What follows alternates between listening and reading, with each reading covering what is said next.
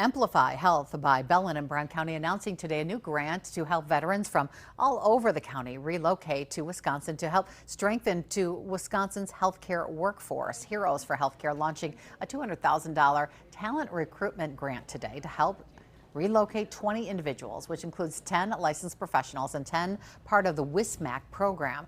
The Wisconsin Hospital Association reports as of February nursing vacancy rates in the state at about 7.2%, with the gap expecting to increase. We spoke with one organizer of the grant on how this would help create a pathway for veterans to work in healthcare. We have all these veterans who are medically trained that we're not utilizing this phenomenal resource that we have of skills, talent, and ability. And instead we let them say that what they did in the military doesn't matter. Here, they need to have a license. So we've created a pathway for them to get into that and serve as they come home. The organization says it hopes to establish more professionals in not only Wisconsin, but around every state in the country.